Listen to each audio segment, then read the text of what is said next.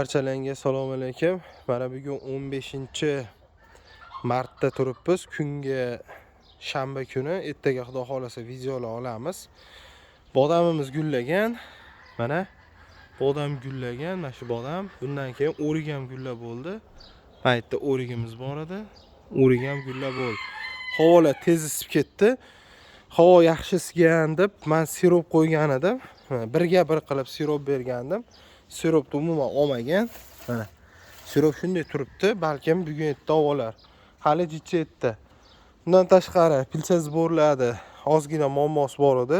3D printerda quydirdim. Ya'ni pilcha zbordim deb qo'yganda mana tomoni ochilib olyapti edi. Mana shu yerga bunaqa sposobnost yasadik. Mana shundan chiqarishni boshladik. Mana shu chekkasini yopish maqsadida. Yoki mana u qimmatga tushib ketyapti. Bo'lmasa shu o'zidan Penaplexni tekis qilib kesib Penaplexga qo'yamiz. Arilar yaxshi chiqyapti. Zo'r chiqyapti. Xudo xolasa menimcha yakshanba kuni kengaytirsam kerak.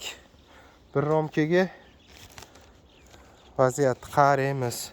Bitta ko'rsataman arilarni. Mana arilar уже zichlashib ketgan.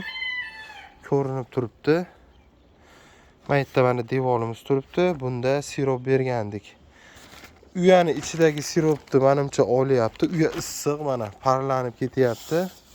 Uya chotki isyapti. Mana shu to'liq yopishdi hisobiga. Mana shu yerda ozgina qayirib beraman, jan namlik ko'payib ketibdi.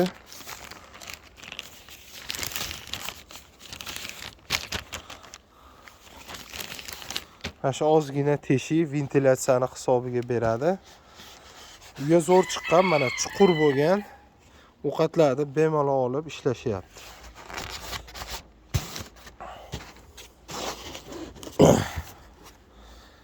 Demak, aytmoqchi narsam siropni hali berishga ozgina erta ekan, balkim 1-2 kundan keyin kelib sekin olib ketishar.